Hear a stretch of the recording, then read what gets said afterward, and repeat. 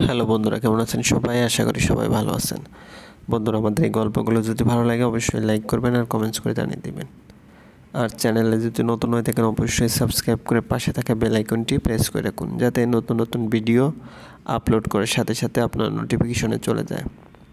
আজকের গল্প বন্দি প্রজাপতি, লেখিকা স্মিতা শিকদার, পর্ব 20। কিরে মা, আমাকে কি তোর ঘরেও ঢুকতে দিবি না? মোমের ভাবনার ঘোর ভাঙে বাবার বিনীতভাবে করা প্রশ্নে। অনেকটা হতভম্ব হয়ে সে বলে ওঠে, হ্যাঁ হ্যাঁ হ্যাঁ, আসেন। প্রায় আধা ঘন্টা যাবৎ সারাটা ঘরময় বয়ে আছে অমানানসই এক নীরবতা। মোম সেই যে মাথা নত করে বসেছে সোফায় আর মুখ উঠিয়ে দেখেনি লোকটিকে। লোকটি তার কাছে এক কাপুরুষ কিংবা অযোগ্য পিতা বই কি আর কিছুই নয়। তাছাড়াও এত বছর পর আবার সাক্ষাৎ, অনুভূতিটা কোনো অপ্রিয় অপরিচিত মানুষের প্রতি যেমন তেমনই। এই নিস্তব্ধতা ভাঙিয়ে নজরুল সাহেব বললেন, মা, পানি হবে একটু? গলাটা একটু ভিজিয়ে নেই। কীভাবে যে শুরু করব বুঝতে পারছি না। নীরবতা এতক্ষণে কর্মকাণ্ডের কিছুই বুঝতে পারছে না। তার মাথায় একটি প্রশ্ন ঘুরপাক খাচ্ছে, এই লোকটিকে, মোমের সাথে পরিচয়ই বা কীভাবে? তবুও নিজেকে নিশ্চুপ রেখেছে। তবে পাশে বসে কৃষ্ণাঙ্গ নারীটির অঙ্গভঙ্গিমায় এক প্রকার অস্বস্তির ছোঁয়া সে ভালোভাবে টের পাচ্ছে। তাই সে যে স্বচ্ছ কাচের গ্লাস ভর্তি পানি নিয়ে আসলো। এবারের মতো প্রথম নজরুল সাহেব শ্যামাঙ্গী মেয়েটিকে খেয়াল করল। পানিতে ঠোঁট ভিজিয়ে প্রশ্ন করলেন, তুমি কে মা? আমায় চিনবেন না, শুধু বলতে পারেন মোমের শুভাকাঙ্ক্ষী। ইপসু আজকে একটা শুভাকাঙ্ক্ষী পাই না দেখা সন্দেহ বইটা গিফটে পাইলাম না। তখন সদ্য যুবক, আম্মা আব্বা পাঠালেন শহরে পড়ালেখা করতে। তাদের স্বপ্ন আমাকে বড় হতে হবে, সম্মানের পাত্র হতে হবে। আমিও তো বাবার বাধ্য ছেলে। বুকে পাথর রেখে শহর গেলাম। আব্বার এক বন্ধুর বাসায় থাকার ব্যবস্থা হলো। তিনি উত্তরার এক অ্যাপার্টমেন্টে ভাড়া থাকতেন। দিনকাল ভালোই চলছিল। ভার্সিটি বাসায় এই যা ছিল জীবন। গ্রামীণ ছেলের জীবনে অদ্ভুত এক যান্ত্রিকতা, সীমাবদ্ধতা এসে পড়েছিল শহরের হাওয়া লেগে। তবে এর মাঝে একটা স্বস্তির শ্বাস ছিল বাড়িটির ছাদ বাগানে কাটানো পরন্ত বিকেলের সময়টা। সারাদিনের ক্লান্তি কাটাতে এমনই এক পরন্ত বিকেলে ছাদে উঠলাম। অবশ্য পরন্ত বিকেল নয়, তারপরেই আবছা আলোয় ভিতরে প্রবেশ করার মুহূর্তে কারো গান শুনে থমকে দেয়। কফি হাউসে সেই আড্ডাটা আজ আর নেই। কোথায় হারিয়ে গেল সোনালি বিকেলগুলো? সে আজ আর নেই। নিখিলেশ প্যারিসে, মইদুল ঢাকাতে, নেই তারা আজ কোনো খবরে। গ্র্যান্ডের গিটারিস্ট গোয়ানিশ ডিজ্জা ঘুমিয়ে আছে যে আজ কবরে। গানের মাঝে মাঝে আমি এতটা ডুবেছিলাম এটা বুঝতে পারিনি গায়িকা সাহেবা গান গাওয়া ছেড়ে আমার দিকে নিয়ে তাকিয়ে আছে। নারীটি রাগী গলায় বলে ওঠে, কারো কথা চুপি চুপি শোনা ভালো লাগে না, জানেন না? আমারও ঘোর বাংল। আমি চোখ নামিয়ে নিলেও পরক্ষণে স্বভাবগতই স্বাভাবিক গলায় বললাম, আমি তো কথা শুনিনি, গান শুনেছি, তাই ভুল কিছুই না। মেয়েটা বিড়বিড় করে কিছু বলতে বলতে আমাকে পাশ কাটিয়ে নিচে নেমে গেল। আমার আর বুঝতে বাকি রইল না সে আমাকেই বকছে। কেন যেন রাগে টকবক করতে থাকা পুরুষটির মাঝে সেদিন রাগ অনুভূতিটা কাজ করল, বরং চোখ মুখে অন্যরকম উচ্ছ্বাস ছিল। প্রেমে পড়েছিলাম কিনা? এভাবে দিন যেতে থাকে। মেয়েটির সাথে রোজ রোজ সাক্ষাৎ হতে থাকে আর প্রতিবারই ছোটোখাটো ঝগড়া হতো। এভাবে চলতে চলতে কবে যে দুজনকে একসাথে জুড়ে ফেলেছিলাম বুঝতে পারিনি। এক গোধূলি লগ্নেই প্রেম নিবেদন হয় আমাদের, প্রণয় শুরু। সব কিছু মিলিয়ে আমার জীবন ভালোই চলছিল। কিন্তু যখন পড়াটা শেষ হয় চাকরির জগতে পা বাড়াতেই শুরু হলো বাবা মায়ের বিয়ের জন্য চাপ দেওয়া। কোনো দিন গ্রামের এই বাড়ির মেয়ে, তো কোনো দিন ওই বাড়ির মেয়ের ছবি পাঠাতো চিঠিতে। মেয়েটা মানে তোর মা মৈত্রী এসব দেখে অনেক কাঁদত। আমি যদি চলে যাই, আমি কত শত কারণ দেখিয়ে বাহানা করে আটকে রাখছিলাম, কিন্তু হঠাৎ একদিন বাবা চিঠি পাঠালেন, মা নাকি মেলা অসুস্থ। সব সেরে সুরে বাড়ি যেয়ে দেখি মা তো সুস্থ আসেনি, বাড়িতে বিয়ের আয়োজন। মা যখন জানালো কাল বাদে পরশু বিয়ে, আমার মরণ দশা তখন। বুঝতে পারছিলাম না কিভাবে কি করব। আল্লাহ জানে কোথা থেকে এত সাহস আসলো অপকর্ম করার। রাতের ট্রেনে গ্রাম ছাড়লাম। মেয়েটি ছিল বাড়িওয়ালার একমাত্র কন্যা। দারুণকে কিছু খাইয়ে তাকে চিরকুট পাঠালাম। আল্লাহর অশেষ রহমতে কোনো বাধা বিপত্তি ছাড়া রাতে আমাদের কাবিন হয়ে গেল। পরদিন 11টার দিকে কোর্ট ম্যারেজ। বিয়ে শেষে আবার গ্রামের জন্য রওনা হলাম। আব্বা সব শুনে প্রচুর ক্ষেপে গেলেন।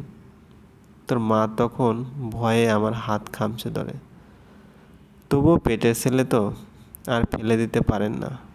আব্বা আম্মা ভার মুখেই কিংবা অনিচ্ছা সত্ত্বেও মৈত্রীকে ঘরে তোলেন।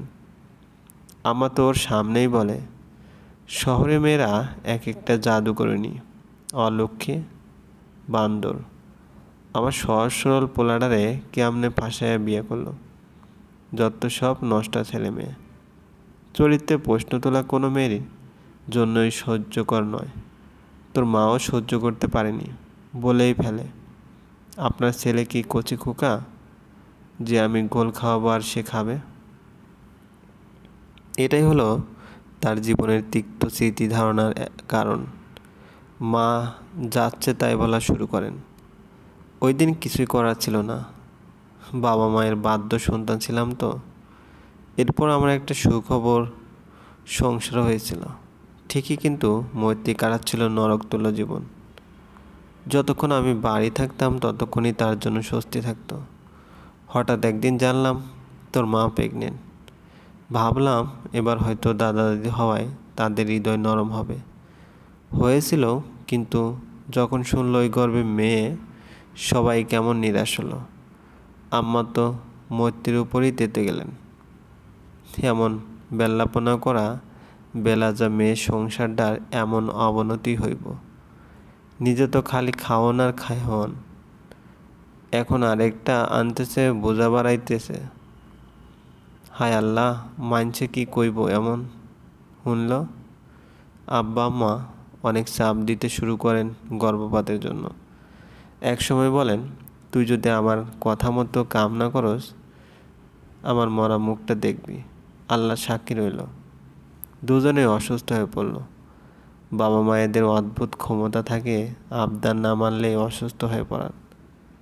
ছেলে হয়ে অবস্থা দেখে কতক্ষণই বা চুপ থাকা যায়। মৈত্রীকেও সব জানালাম। সে সোজা সাপটা নাকচ করে দিল। আব্বা আম্মা এদিকে আরও খাওয়া দাওয়া ছেড়ে দিয়েছেন প্রায়। আমি তা দেখে আরও নানাভাবে ঝগড়া চেঁচামেচি করে গর্ভপাতের জন্য চাপ দিতে লাগলাম তোর মাকে। সে প্রতিবারই মানতে নারাজ। দেখতে দেখতে 9টা মাস এভাবেই কেটে গেল। এই একটা ইস্যুকে ভিত্তি আমাদের সম্পর্ক প্রায় বিবর্ণ ও তিক্ততায় ভরপুর। একদিন একটা কি 1:30টার দিকে তোর মার অবস্থা খারাপ হয়। গ্রাম দেশ ডাক্তার কি আর পাওয়া যায় এত রাতে?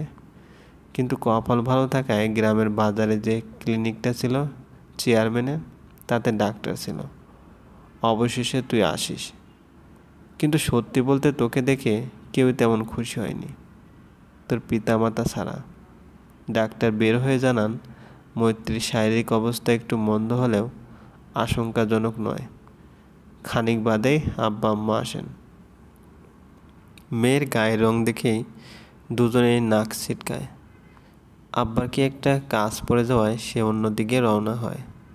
শুরু হয় মায়ের আজহারি, কারণ আমাদের বাড়িতে শুধুমাত্র মৈত্রী ছিল চাপা গরনের শ্যামা।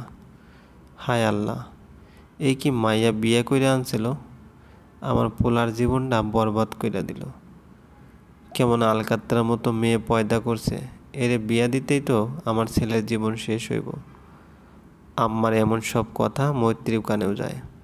হঠাৎ করে ব্লাড প্রেশার বেড়ে যায় তার। অপরদিকে খবর আসে আব্বার নাকি অ্যাক্সিডেন্ট হয়েছে, স্পট ডেট। মৈত্রীও আর নেই। আম্মা তোকে দোষারোপ করতে লাগে। এই অপয়া মায়াডার লেগাই সব হইছে। আমার স্বামীডায় ভালাই ভালাই বাইর হইল, এখন বিলে আর নাই। এই মাইয়ার চেহারা দেখা যাই না বাইর হইল, সব শেষ। পয়দা হইতেও অলক্ষ্মী নিজের মায়েরে খাইল। সব কিছু মিলিয়ে আমি সম্পূর্ণ ভেঙে পড়েছিলাম। সেই সাথে তোর প্রতি তিক্ততা জমে গিয়েছিল আমার। মনে হচ্ছিল তোর জন্যে আমি আমার বাবা ভালোবাসা হারিয়ে ফেলেছি। তোকে যদি মৈত্রী গর্বে শেষ করে দিত, এগুলোর কিছুই হতো না। মৈত্রীর মৃত্যুর খবরে তোর নানুও আসে। ওনাকে দেখে বেশ অবাকই হই, কারণ বিয়ের পর না তিনি কখনো কোনো খোঁজ নিয়েছে, না মৈত্রীর চিঠির জবাব দিয়েছে। হয়তো নারীর টানেই ছুটে এসেছে, রাগ আর ধরে রাখতে পারে নাই। এসে মায়ের এই ধরনের কথা, ক্রন্দনরত তুই আর তোর প্রতি আমাদের অবহেলা সবই দেখে।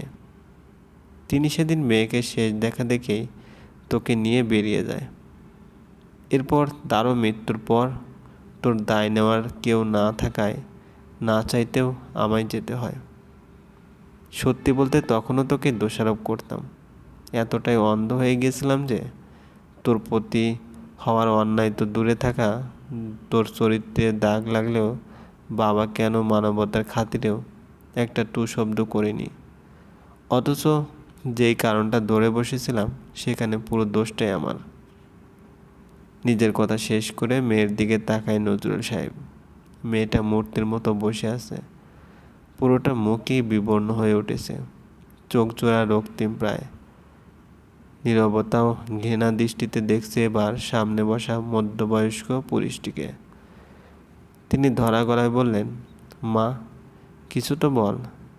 জানি আমি তোর দোষী, তাই বলে একটা বার ক্ষমা করবি না এই অধম বাবাকে?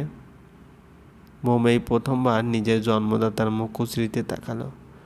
শক্ত গলায় বলল, ঠিকই বলেছেন, সম্পূর্ণ দোষটাই আপনার। আমার মাতৃহারা হওয়ার জন্য আপনিই দায়ী। কিন্তু জানেন, আমার বিধ্বস্ত জীবনের জন্য শুধু আপনি নয়, আমার মায়ও দায়ী। কারণ সে আপনার মতো একজন পুরুষরূপী কাপুরুষকে বিয়ে করেছে, যার বদৌলত হাসি খেলার বয়সে আমাকে দেখতে হয়েছে জীবনের অতি কঠিন কিছু কষ্ট। যে বয়সে মেয়েদের চোখে বড় হওয়ার স্বপ্ন উকিঝুঁকি দেয়, তখন আমার চরিত্রে লেপিত হয় কালিমা। শুধুমাত্র এক কাপুরুষের রক্ত আমার গায়ে থাকায়। জানেন বড় দুঃখটা কোন জায়গায়?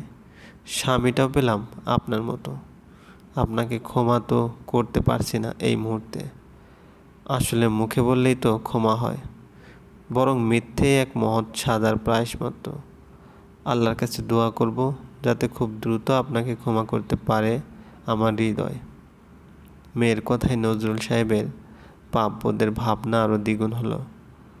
আসলে সব কিছুর একটা সময়সীমা আছে, তা পেরিয়ে গেলে অসম্ভব হয়ে ওঠে সবটা।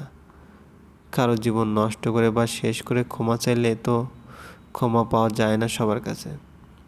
কারো ক্ষমা করার ক্ষমতা তত নয়, কারো বা মিথ্যা আশ্রয় দেওয়ার ইচ্ছে নেই। তিনি ভেজা বললেন, এটাই হয়তো আমার প্রাপ্য রে। দোয়া করি সুখী হ, তোর সংসারটা সুখী হোক। কিন্তু এক কথা, ছেলেটা কিন্তু মন্দ নয়, বরং অনেক ভালোই বাসে তোকে। তুই যেদিন চলে গেলি সেদিন আমি দেখেছি। বলেন তো কি মানুষ প্রতিটি ক্ষুদ্র হতে ক্ষুদ্র জিনিসের মূল্য তা হারিয়ে বোঝে, কিন্তু তোর সাথে জড়িয়ে থাকা অন্যান্য মানুষের মূল্য কখনো হারিয়ে বোঝা যায় না, কিংবা বুঝলেও তা বৃথা। কারণ মানুষটি তো নেই, তখন বুঝলেই বা কি? আর এমনকি ভালোবাসা বা গুরুত্ব কারো জীবনে থাকতে পারে যা হারিয়ে যে উপলব্ধি করাতে হয়। বেশ নির্লিপ্তভাবে কথাগুলো বলে দীর্ঘশ্বাস ফেলে মোম আবারও বলে, তার কথা বাদ দিন, সে বিষয়টা না হলে আমাদের বোঝাপড়াই থাক। নজরুল সাহেব বললেন, হয়তো ঠিকই বলেছিস মা, আমি আসছি রে, ক্ষমা করিস তোকে। তোকে এত রাতে বিরক্ত করলাম। রাত অনেক, এখন কোথায় আর যেয়ে উঠবেন? এখানেই থেকে যান। আসলে অনস্বীকার্য সত্য তো এটাই, জন্মদাতা আপনি। তাই শত ঘৃণা ও ক্ষোভের মাঝে মায়া কাজ করে আপনার প্রতি, এটাও অনস্বীকার্য। আর তাছাড়া এই অপয়ার বাড়িতে থাকলে আশা করি আপনার তেমন কোনো ক্ষতি হবে না। দৃঢ়ভাবে নিজের কথা শেষ করে আজ নজরুল সাহেবও বোঝেন মেয়েটা বড় হয়েছে। ছোটবেলার মতো তার প্রতিবাদ শুধু বলা পর্যন্তই সীমাবদ্ধ নয়, তা ছাড়িয়ে কলি আড়মোড়া ভেঙে ঘুম থেকে ওঠে। সব সময়কার মতো মোবাইলটা হাতে নেয়। আর কয়টা বাজে দেখে তার চক্ষু চড়ক গাছ। যেখানে তাদের বাস 8টার দিকে বের হওয়ার কথা, সেখানে বেলা 12টা। ইয়া আল্লাহ, আজ তো ম্যাম আমাকে চাকরি থেকে বের করে দিবে। উফ, এত কি করে ঘুমালাম। এসব ভাবতে ভাবতেই নিজের কলিগ তিনয়াকে কল করে। আর অপর পাশ কল রিসিভ করতে উত্তেজিত হয়ে বলে ওঠে, হ্যালো হ্যালো তিনয়, ম্যামকে বেশি রেগে আছে? কখন বের হচ্ছ তোমরা? আমি 5 মিনিটে রেডি হয়ে নামছি। ব্যক্তিটিও অবাক হয়ে উত্তর দেয়, তুমি এমন করছো কেন কলি? ম্যাম রেগে থাকবে কেন? আর আমরা তো বের হয়ে পড়েছি সেখান থেকে কতই আগে। কলি প্রায় চেঁচিয়েই বলে, হোয়াট, আমাকে ছাড়া বেরিয়ে গেছো? তিনয় স্বাভাবিকভাবেই বলল, তোমার হাজব্যান্ডই তো ম্যামকে বলে গেল তোমাদের মাঝে নাকি কিছু প্রবলেমস হয়েছে, তা শর্ট আউট করার জন্য তোমরা আরও কিছুদিন একান্ত সময় কাটাতে চাও। যুবতীর তো বিস্ময়ের ঘোর লেগে যাচ্ছে। খানিক বিচলিত হয়ে বলল, মানে? স্বামী? কিসের স্বামী? তার কথা শেষ করার আগেই কেউ একজন দরজা খুলে ভিতরে প্রবেশ করতে করতে বলে, কিসের স্বামী মানে? তোমার স্বামী। এত সুইট কিউট একটা স্বামী তোমার কাছে ভুলে যাও কিভাবে বুঝি না বাপু। সমস্যা নেই।